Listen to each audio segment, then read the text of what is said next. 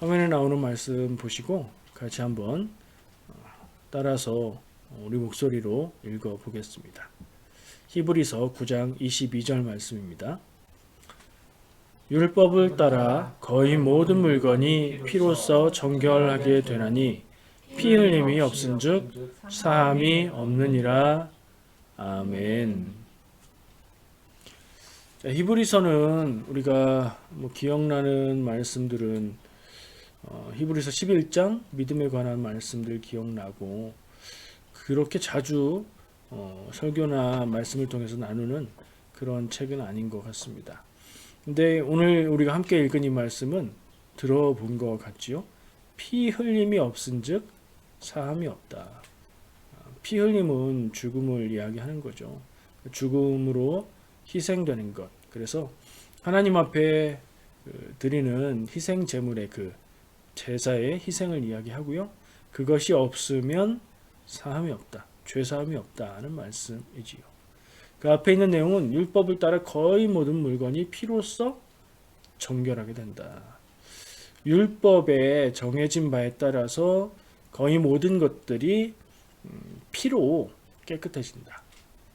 그러니까 율법에 따라서 정결해지는, 깨끗해지는, 하나님 앞에서 깨끗해지는 규정들이 있는데 거의 모든 것들이 그 피로 깨끗해진다. 근데 왜 거의 모든 물건이라고 했는가 하면 물로 씻고 정결해지는 것들도 있고요. 약간 몇몇의 예외가 있기 때문입니다. 그런 얘기를 한 후에 깨끗해지는 것, 정결해지는 것에 대한 얘기를 한 후에 피 흘림이 없으면 사함이 없다. 제물이 없이는, 제사가 없이는 죄 사함이 없다라고 말씀을 합니다. 오늘 이 말씀을 본문으로 선택해서 우리가 함께 읽은 이유는요. 오늘 나눌 말씀 아직도 사도행전 몇 주가 남았어요. 사도신경 발음이 비슷해서 자꾸 헷갈리네요.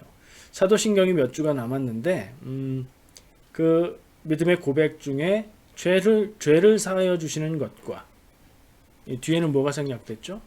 그것을 믿습니다죠. 죄를 사하여 주시는 것을 믿습니다 하는 구절을 나누기 위해서 죄의 용서와 관계된 말씀을 찾아서 읽었고요. 묵상을 하다가 이 말씀을 우리가 잘 이해해야 되겠다 하는 생각을 하게 됐습니다. 조금 다른 얘기지만 우리가 꼭 알아두면 좋은 그런 상식이 있는데 신약 성경에 보면 구약 성경의 내용을 해석해서 말하는 경우들이 있습니다. 히브리서가 그런 경우가 여러 번 나오는데요.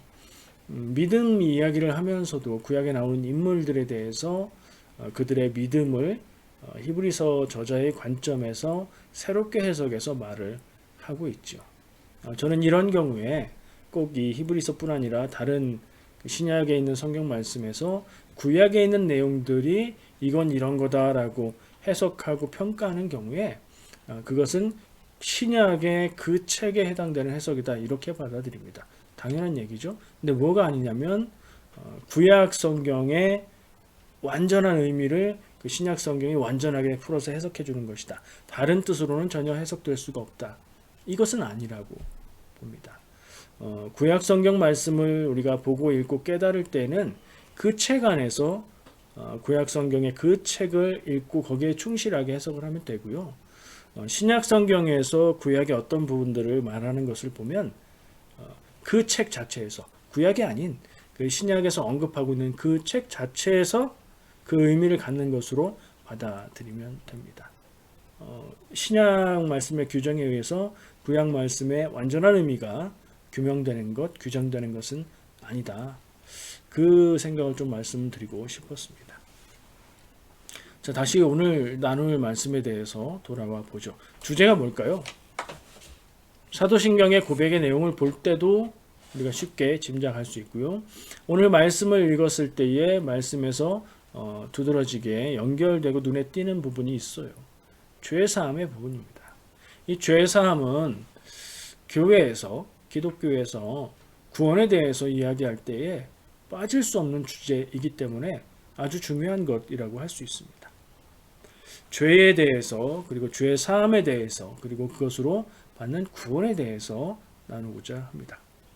자, 간단한 질문부터 한번 해볼게요. 사람이 죄를 지으면 어떻게 해야 할까요? 삑 정답하시고 마음속으로 한번 얘기해 보세요. 내가 누군가에게 죄를 지었다. 내가 법에 의해서 규정된 것을 내가 어겼다. 어떤 경우를 생각하시든 사람이 죄를 지으면 어떻게 해야 될까요? 1번 그 대가를 치러야 된다. 죄를 지으면 벌 받아야 된다. 두 번째, 아니면 하나님의 사랑의 법을 따라서 용서해야 한다. 내가 죄를 지었을 때는 용서하면 좋겠고, 그죠? 누군가 나에게 죄를 지어서 나에게 피해를 입혔으면 대가를 치르게 했으면 좋겠는 게 사람의 마음 아닌가 하는 생각을 합니다. 어떻게 해야 될까요? 이렇게 입장 따라서 바뀌는 거 말고 사람의 죄에 대해서 우리는 그에 응당한 벌을, 대가를 치르게 하는 게 맞습니까? 아니면 하나님의 사랑의 법에 따라서 용서를 하는 게 맞습니까? 그런 생각을 하면서 제가 답을 드리진 않잖아요. 그런 생각을 하면서 말씀을 나눠볼게요. 사도신경은 오늘 우리가 나누는 부분의 말씀에서 고백에서 죄를 사해 주시는 것을 믿는다고 고백합니다. 그래야 이 믿음이 당연히 있어야 되겠죠. 죄의 사함, 죄의 용서, 죄의 문제에 대한 해결, 그것이 있은 다음에 구원이 오기 때문입니다. 성경에서도 많이 말합니다. 그리고 교회에서도 많이 얘기합니다. 죄에 대해서요. 이 죄에 대해서 잘 알고 우리가 민감하고 지식도 가지고 있고 그래야 합니다. 우리의 구원과 밀접한 관계가 있는 이 죄와 죄의 해결에 대해서 정리를 좀 할 필요가 있습니다. 자, 죄에 대한 오해가 있다는 생각을 해봅니다. 제가 죄에 대한 말씀을 나눌 때마다 강조하는 게 있습니다. 죄는, 성경이 말하는 죄는 나쁜 짓, 잘못하는 거, 범죄하는 거, 이것과는 좀 구분돼야 됩니다. 라는 얘기를 자주 하죠. 아마 성경에서, 믿음에서 죄를 얘기할 때마다 저는 그것을 중요하게 생각해서 강조를 하는 것 같은데요. 그럼에도 불구하고 우리는 죄라고 얘기를 하면 나쁜 짓 한 것, 잘못한 것, 범죄한 것을 떠올립니다. 교회에서 회개해야 됩니다 라고 얘기하면 그래, 회개해야지. 회개해야 우리가 죄 용서 받고 구원받지. 내가 뭘 잘못했지? 내가 뭘 실수했지? 내가 무슨 죄를 지었을까? 내가 범죄한 일이 있나? 이렇게 생각을 합니다. 잘못된 건 아니고요. 그거가 있어야 돼요. 그리고 교회에서, 성경에서 말하는 죄는 그런 죄들을 포함합니다. 근데 거기서 더 나갑니다. 사람에게 있어서, 사회에서 일반적으로는 죄가 되지 않는 것까지도 하나님 앞에서는 죄가 되는 부분이 있습니다. 그래서 나쁜 짓이나 잘못이나 범죄, 이런 죄와 하나님으로부터 멀어지는 죄, 이것을 좀 우리가 구분해서 생각할 필요가 있습니다. 이게 진짜로 다른 것, 구분되는 것, 별도의 것은 아닙니다. 연결되어 있습니다. 그런데 그 개념을 좀 구분해서 생각할 필요가 있다는 거죠. 실수하고 나쁜 짓하고 잘못한 거에 대해서, 범죄에 대해서는 우리가 대가를 치르고 벌을 받게 되고요. 하나님으로부터 멀어지는 죄에 대해서는 사실은 어떤 경우에는 사람들이 모르고 죄라고 생각하지도 않고 스스로도 모르면서 그렇게 갈 수도 있습니다. 그러니 그게 더 심각한 거죠. 그 부분을 좀 우리가 중요하게 생각해야 될 것 같습니다. 성경이 말하는 구원받지 못하는 죄는요, 하나님을 인정하지 않고 교만하고 그리고 잘못된 가치관을 가지고 살아가는 그런 인생을 말하는 겁니다. 아까 말한 대로 하나님과 멀어지게 하는 것,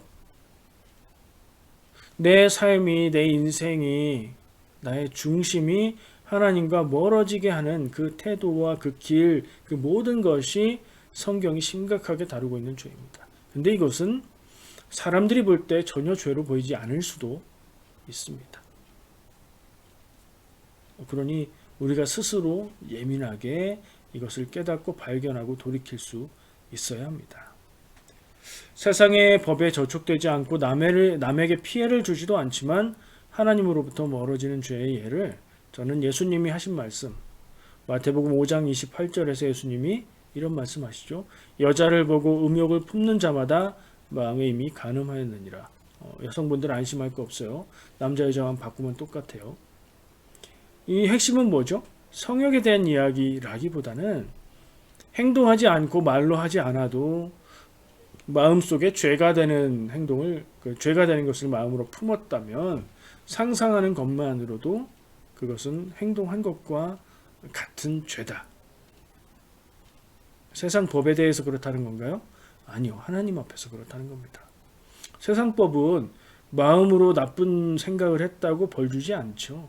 세상 법은 철저하게 행동과 말에 대해서, 드러난 것에 대해서, 결과가 나타나는 것에 대해서만 이야기합니다. 마음속으로는 얼마든지 나쁜 생각을 해도 세상 사람들은 전혀 관여하지 않습니다.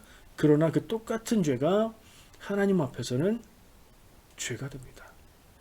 나의 마음을 더럽힌다는 점에서 죄가 되고요. 하나님의 백성이 살아가야 할 그 길을 벗어나게 만드는, 하나님에게서 멀어지게 한다는 그런 의미에서 또 큰 죄가 됩니다. 우리가 이런 것들을 심각하게 생각해야 하죠. 인간은 모두 죄인이라는 말이 있죠. 성경이 말하고 있는 인간에 대한 평가입니다. 의인은 없으나 하나도 없다. 성경이 이렇게 말하고 있습니다.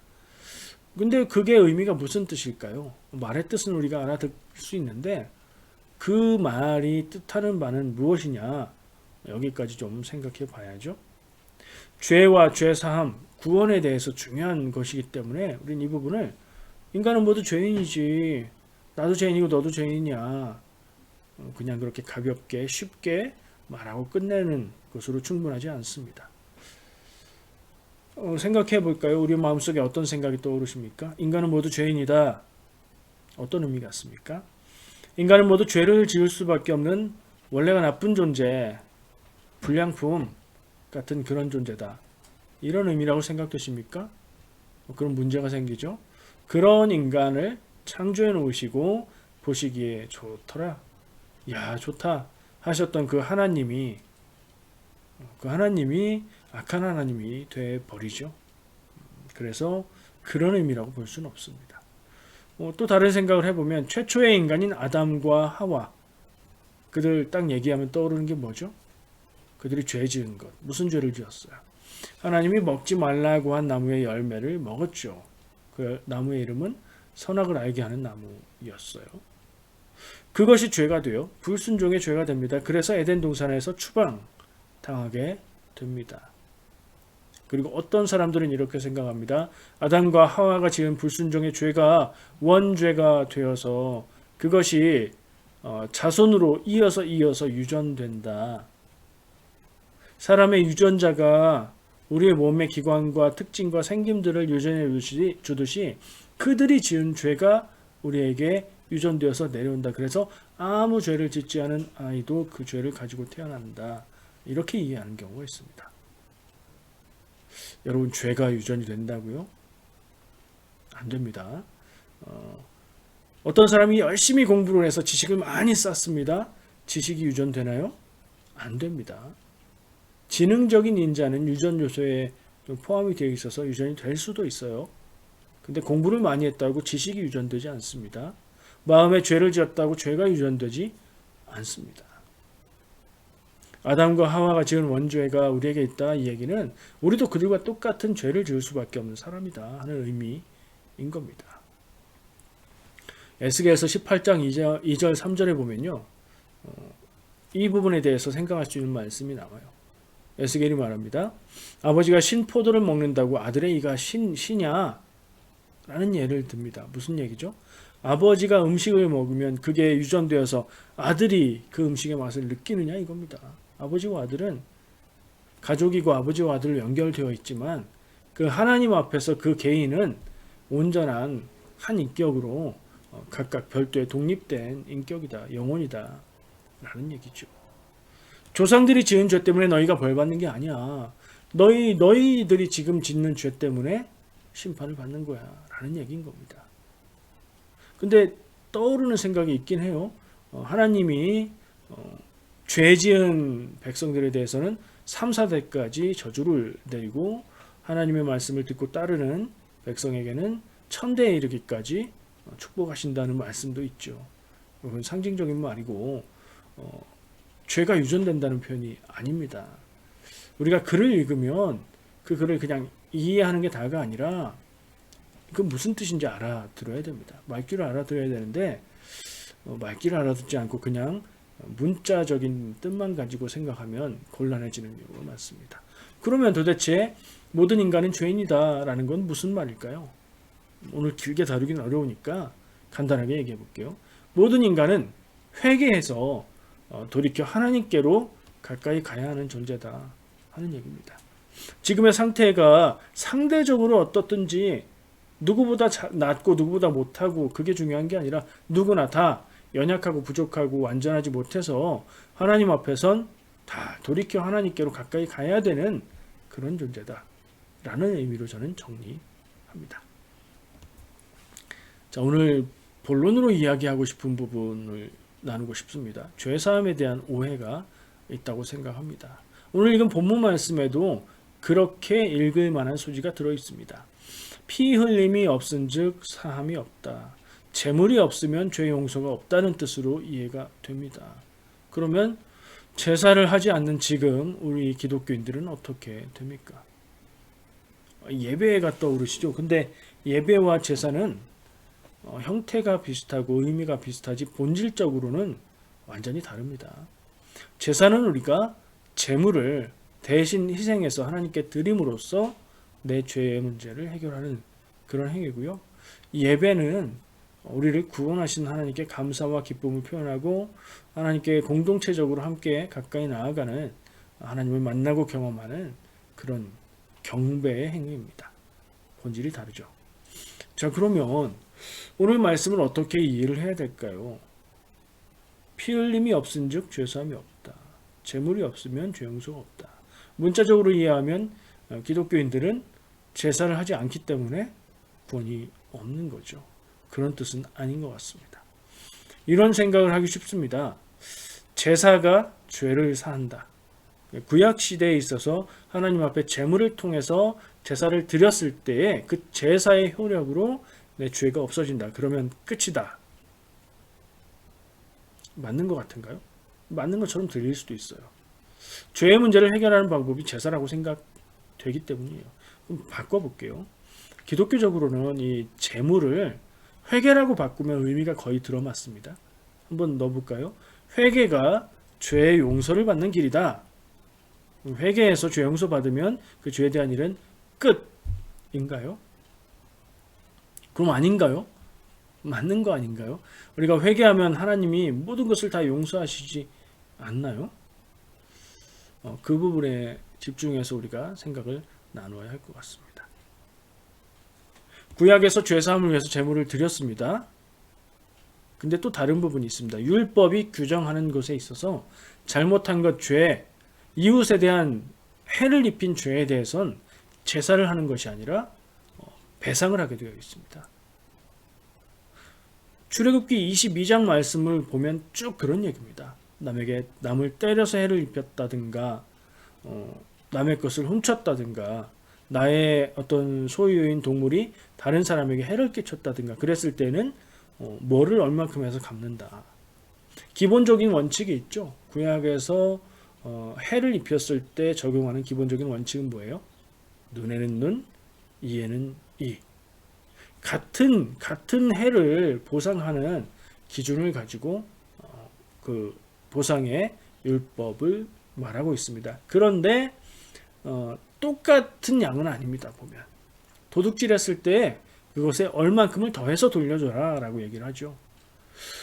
생각해보면 정말 뭐라고 해야 될까요? 정말 잘 만들어진 정말로 하나님의 뜻일 수밖에 없는 그런 말씀이라고 생각이 드는 것이 도둑질을 했을 때에 그 훔친 그것을 그대로 돌려주면 끝이냐라고 생각해보면 도둑질을 당해서 입었던 정신적인 피해, 마음의 괴로움, 애탔던 마음들 그리고 일정한 시간 동안 손해보았던 것들 같은 것도 포함이 되어야 되겠죠.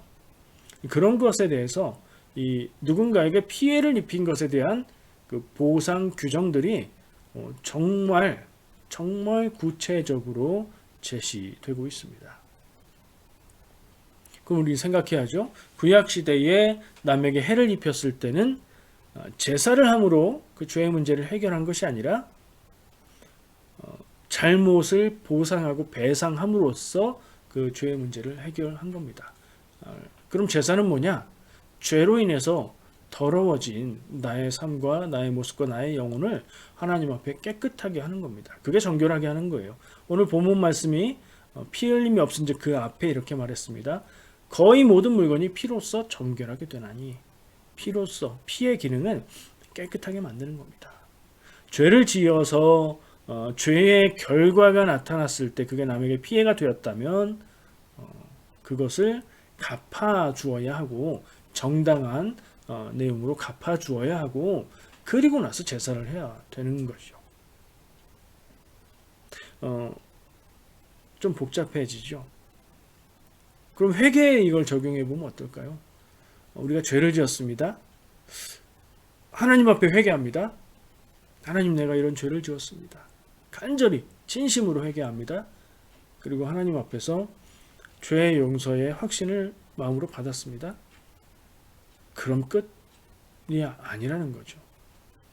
우리 기독교인들이 내가 잘못한 것, 누군가에게 해를 끼친 것을 깨달았다면 그에게 거기에 맞는 배상, 보상을 해 주어야 하고, 그리고 용서를 그 사람에게, 피해를 입은, 상처를 받은 사람에게 용서를 구해야 합니다. 그리고 나서 회개해야 합니다. 그것이 없이 하는 회개는 온전한 회개일 수가 없습니다. 이해가 좀 되시죠? 정리가 좀 되시나요? 제사로 죄사함 받는다는 것은 죄로 더러워진 내 영혼을 깨끗하게 하는 것, 그리고 죄의 문제에 대해서 마무리를 짓는 것이라고 이해하면 간단할 것 같습니다. 회개는 잘못의 고백으로 끝나는 것이 아니라 삶을 돌이키는 데까지 나아가야 된다는 교훈을 우리는 삭개오의 이야기에서 깨달을 수 있죠. 예수님을 만났던 삭개오는 자기의 삶을 뉘우치면서 가난한 자들에게 내 재산을 나누어주고 남의 것을 훔친 것이 있으면 4배로 갚겠습니다 라고 얘기를 하죠. 그 고백 이후에 삭개오의 삶은 그 이전의 삶과는 다를 수밖에 없을 겁니다. 회개는 달라지는 데까지 나아가야 진정한 회개입니다.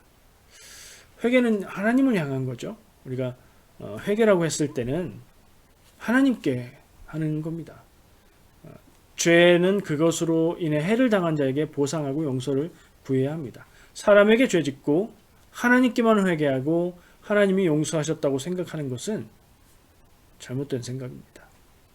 마음에 그러한 확신이 들었거들랑 자기 영혼의 귀를 의심하시기 바랍니다. 맞지 않는 것을 맞다고 받아들이면 곤란한 거죠. 자기 확신입니다. 자기 의를 세우는 일입니다. 이런저런 얘기를 하다 보니까 내용이 좀 복잡해졌습니다. 사실은 중요하고 단순한 문제입니다. 간단하게 생각을 정리를 한번 해봤습니다. 인간은 어떤 존재입니까? 인간은 완전한 존재가 아니기 때문에 죄를 짓습니다. 누구나요? 그래서 죄에 대해 대가를 치러야 해결이 됩니다. 그 죄로 인해서 해를 입힌 대상에게 죄에 대해서 갚고 용서를 구해야 합니다. 이걸로 끝입니다. 이렇게만 생각하면 모든 게 해결됩니다. 이렇게 간단하고 단순한 걸로 놔두고 이렇게 복잡한 얘기를 했는가요? 그렇게 복잡한 걸 다 생각한 다음에 간단하게 얘기했을 때 그게 말이 되는 거죠. 그거 없이 그냥 간단하게 딱 얘기하면 그건 좀 오해를 만들기 때문에 그렇습니다. 자, 좀 미묘한 부분을 정리할 필요가 있어요. 사람에게 지은 죄는 사람에게 피해를 입히죠. 그러면 회개 어떻게 해야 돼요? 그 사람에게 피해 입힌 것을 보상하고 그에게 용서를 구하고 그 다음에 하나님께 회개하고 여기까지 해야 되죠. 아까 얘기한 대로 또 회개는 삶의 변화, 삶을 돌이킴까지 나아가야 되는 거예요. 근데 다른 사람, 다른 존재, 다른 누구에겐가 피해를 주지 않은 죄는 어떻게 해야 되나요? 하나님 앞에 회개하면 됩니다. 왜 하나님께 회개하는 게 필요하냐? 좀 알 것 같긴 한데 막연하죠. 우리가 죄를 지을 때 피해를 입은 대상에게 용서를 구하고 갚아야 된다라고 말했죠. 이렇게 생각합시다. 내가 잘못해서 나의 죄로 인해서 다른 사람이 피해를 입었을 때 하나님도 피해를 입으신다. 하나님도 마음이 아프시다. 하나님도 아파하신다. 그 생각하고 하나님께 회개하는 것으로 그 나의 죄를, 나의 더럽혀진 영혼을 깨끗게 하는 것으로 정리한다고 생각하시면 좀 비교적 간단하게 이해를 할 수 있는 것 같습니다.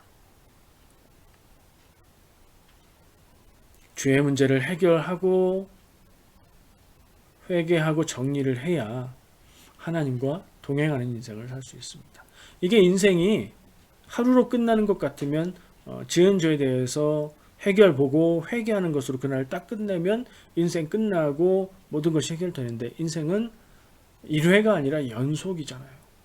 매일매일 살아가고 어제 지은 죄를 놔두고 오늘 또 죄를 짓고 내일도 죄를 또 지을 거고 하나님과 동행하는 인생을 살아가는 것이 우리의 죄를 해결하고 구원받는 것의 또 다른 표현이라고 생각합니다. 사람에게 지은 죄는 사람에게서 해결하고 하나님께 가서도 해결하고 다른 이에게 피해를 입은 것이 없는 죄라면 아까 예를 들었던 예수님이 말씀하셨던 그런 마음으로 지은 죄 같은 거 그렇다면 하나님 앞에 회개하고 그 죄를 해결하고 그리고 나서야 하나님과 동행하는 것입니다. 오늘은 사도신경에 죄를 사하여 주시는 것을 믿는다는 고백을 통해서 죄와 회개, 그것을 통한 구원에 대해서 나누어 봤습니다.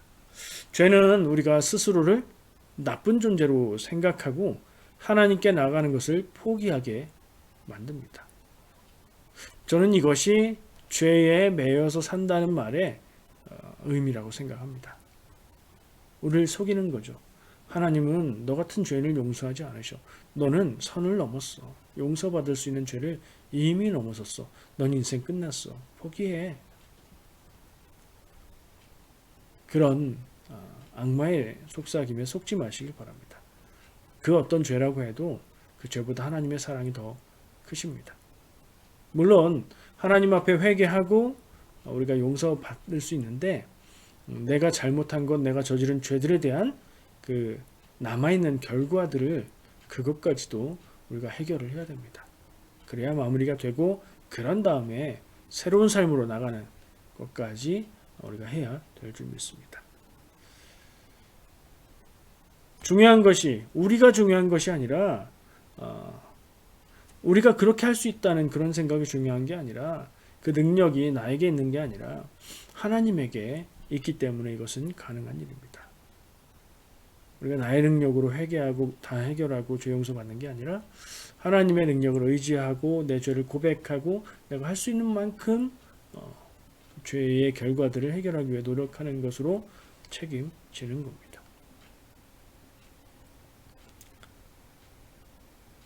죄에 빠져서 사는 인간을 위해서 하나님은 무엇을 하셨습니까? 예수 그리스도를 보내시고 십자가에 죽게 하셨죠. 그리고 그것이 우리의 구원의 길이 됩니다. 이 복음을 믿고 내가 아니라 하나님을 믿고 죄에서 멀어져 하나님께 가까이 가는 인생 사시기를 축복합니다. 기도하겠습니다.